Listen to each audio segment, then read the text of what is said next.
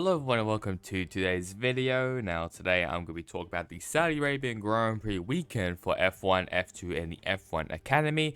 But before we get into that, let's first talk about next scheduled race, which is at Australia for the Australian Grand Prix for F1, F2 and F3. So first up with F1, and now we're gonna be back to like a Friday, Saturday, Sunday schedule, other than a Thursday, Friday, Saturday. It's now just kind of getting back to normal now.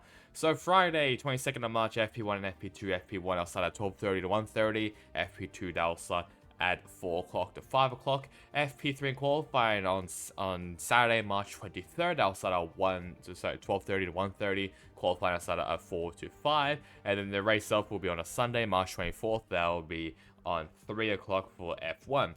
F2 and F3, both times have not been confirmed for those two, but we know the days at least. Practice qualifying will be on a Friday for F2, where the sprint race will be on a Saturday, and the feature race will be on a Sunday. F3, practice qualifying will be on a Friday, sprint race will be on a Saturday, and the feature race will be on a Sunday, so that's all that. So let's now have a look now at the F1 Academy, considering that was basically first. And race 1, that was won by Duran Pin. And then we have Abby Pauline and Maya Vang right now the podium. And then for the other drivers inside of the top 10, we have Chloe Chambers, Bianca Bustamante, Tina Houseman, Aurelia Nobez, Lola Lovenfors, Hamada Al-Kubaisi, and Carrie Schreiner ran out the top 10. So stuff that really happened here, there's quite a lot of stuff. Firstly, the wildcard entry of Rima Jafali and the other Al-Kubaisi sister, Amna Al-Kubaisi, both of them collided. Leah Block also spun out as well. She just got up onto the curb and just spun out, backed them into the wall. And the big one, I guess, from that one was Lovenfors and Naria Marti, I should say. Both of them collided. It was kind of shades of Red Bull 2018 Baku, where it was literally Ricardo locked up and going to the back of a Sapper. That's basically what happened here with Lovenfors and Marty. But the only difference is that both of them are not teammates, I don't think. So that's really bad. And I think Lovenfors, she got a 5-second time penalty. She was originally 5th place where Bustamante was, and now she's down over in 8th place. So that is the sprint race. And then the feature race, that was race 2, that was won by Abby Pullen, and then Maya Vang and Naria Marti right at the podium. And then for the other finishers, we have Jessica Edgar, Hamda Al-Kubaisi, Bianca Bustamante, Carrie Schreiner, Amna Al-Kubaisi, Dorian Pin, and Chloe Chambers ran out the top 10. So stuff that happened. 11-4 spun out by Chloe Chambers, and also gets into way of Leah Block. Basically, 11-4, she was just trying to get back onto the track, and Block was coming in and hit the side of her, so that knocked, I'm pretty sure, the radiator 11-4, sadly. And Block as well, I mean, she finished 11th place, not too bad, but I think she got a 5-second time penalty for something, so she was originally in the points, but then she dropped down, sadly. Jafali as well, the wildcard entry, she also crashed out as well. And another weird one of Amna Al-Kubaisi jumping the curb and knocked the rear wing of Nobles' car, which was really strange. But the big one was Duran Pin, our race winner. Original race winner, I should say. Basically, what happens is that after she took the checkered flag, she was still going around the track and racing speed, not knowing that the checkered flag was already fell. So she just didn't know. I think normally you have like an engineer basically say, "Oh, good job, it's like great finish and all that other stuff," but no, that did not happen. So that was kind of strange, we'll say.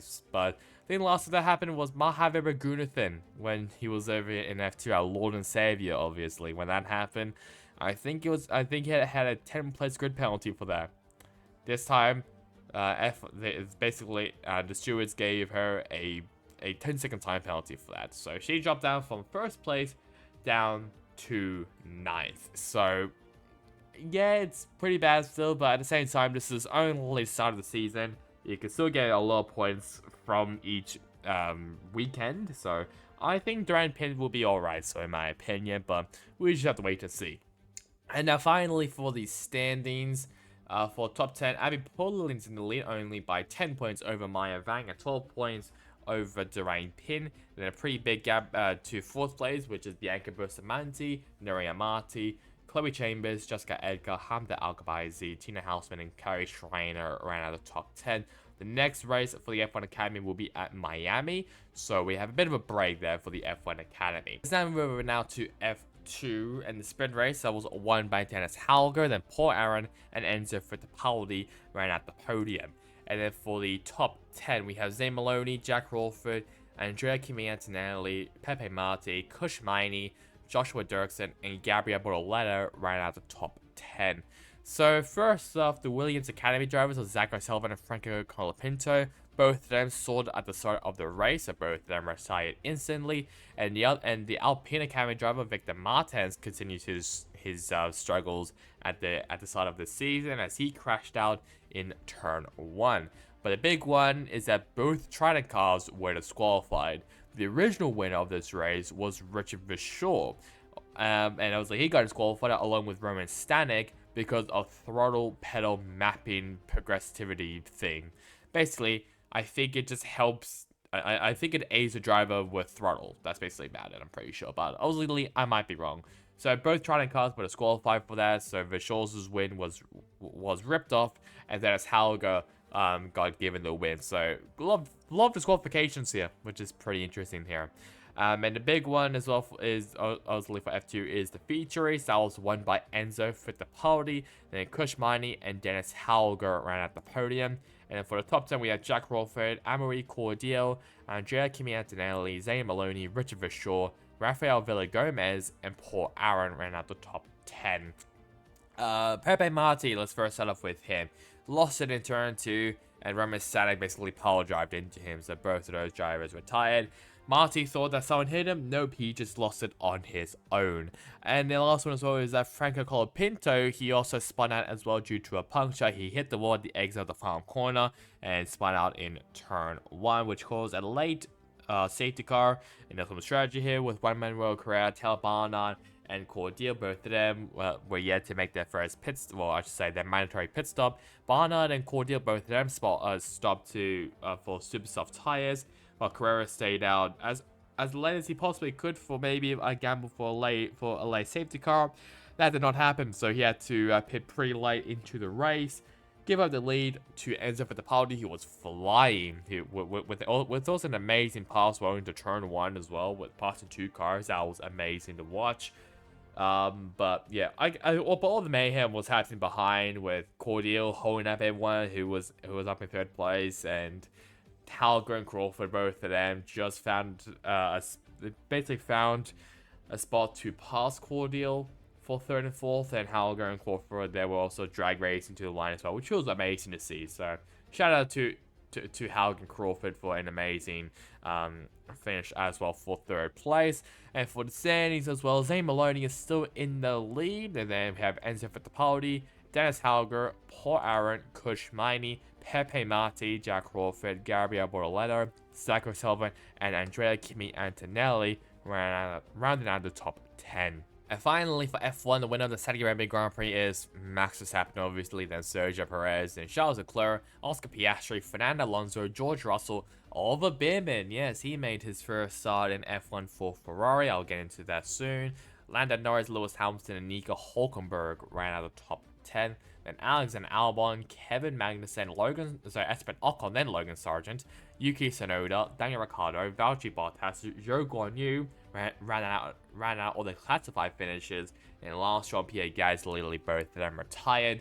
Gasly because of a gearbox issue, and last shot because he just crashed into a wall and just creamed it into the wall, so he couldn't get out or anything. So that's unlucky there for Lance Stroll. But the reason why Oliver Bearman was in, except for Carlos Sainz, was because Sainz was out because of a surgery for a possible appendicitis, and I'm pretty sure that was also because of an appendicitis. And he was back on the paddock for race day. So yeah, that was pretty quick. Not really too sure if he's going to be in the car for the Australian Grand Prix, but obviously he has 2 weeks just to recover, so hopefully he will be. But amazing showing there from Oliver Bearman. If he does get into Haas next year or some point, I think that's going to be a great opportunity for him. I mean, he already scored points on his debut race, which is impressive enough for Ferrari, and obviously for an F2 driver as well. I'm not really too sure if that has ever happened before. Oh, I guess maybe Jack Aiken in 2020, but he wasn't racing F2 then, so I'm not really too sure when was the last time an F2 driver who was still racing in that season filled in for an F1 driver. Not really too sure, but if this is the first time it has ever happened, well, there we go then. Oliver Bearman up in 7th place, which was amazing to see. So, massive congratulations, not only as well to Red Bull team of Max Verstappen, obviously, but also to Oliver Bearman for an amazing debut. So, if this is what we'll see in F1 of Bearman, I am excited to see that because he is a promising young driver. So, really excited about that. So, hopefully he gets an F1 seat sooner rather than later. But another nightmare for Alpine and Pierre Gasly as Alpine's struggle continues. Stake F1 team also struggle also continues for some reason. It's still Alfa Romeo, which is not true, and AlphaTauri as well, which is also not true. But we ignore those. But either way, it was a bit of a boring race, we'll say, from what I've seen on social media and stuff. Like I mentioned before, retirements, Pierre Gasly and Lance Stroll both of them retired. Like I mentioned beforehand, fast pit stop went to Verstappen, fast lap went to Charles Leclerc, and driver of the day unanimously went to Oliver Bearman. No surprises there, followed by Lewis Hamilton. Shout out to Kevin Magnussen as well in 3rd, Sergio Perez and Lando Norris.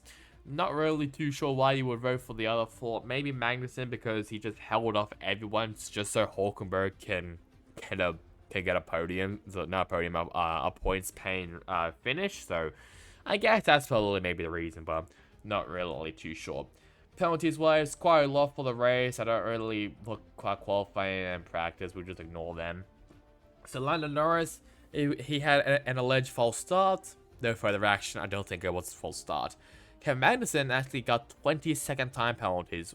10 seconds for causing a collision with Alexander Albon, and another 10 seconds for leaving the track and gaining an advantage, and also 3 penalty points as well for Magnussen. An unsafe release well for Sergio Perez for a 5-second time penalty with 1 penalty point. Pretty sure he'd be 2 away, I think, or 1 away, I think. For, I can't actually remember how much points you get onto as a race man. I think it's 10, but I might be wrong. So if that's the case, oh boy, Perez. And then Yuki Tsunoda during the reconnaissance lap, had a unsafe release, and so he got a 5-second time penalty. Standings wise, Max Verstappen still in the lead once again. Then Sergio Perez, Charles Leclerc, George Russell, Oscar Piastri, Carlos Sainz, Fernando Alonso, Lando Norris, Lewis Hamilton, and Oliver Bearman ran out the top 10. Yes, he is in front of the likes of Nico Hulkenberg, Lance Stroll, Alexander Albon, Zhou Guanyu, Kevin Magnussen, Daniel Ricciardo, Esteban Ocon, Yuki Tsunoda, Logan Sargent, Valtteri Bottas, and down in 21st place is Pierre Gasly. And then for the constructors, we have Red Bull, Ferrari, McLaren, Mercedes, Aston Martin, and Haas. All the top 6 all have points, while everyone else has nought, that being with Williams, the SEC F1 team, Visa, Cash App, RB, and Alpine ran out the Constructors' Championship. So just a reminder, the next week or 2-week schedule race is Australia for the Australian Grand Prix at Melbourne for F3, F2, and F1. So now, guys, to comment, and subscribe. It would really help me, especially on this channel. We'll see if there's going to be any other news on Bearman or if he will possibly be racing F1 in Australia, but we just have to wait and see for any confirmation. So that's really about it for me. Hope you guys enjoyed it. Catch you guys all next time in the next one. Goodbye.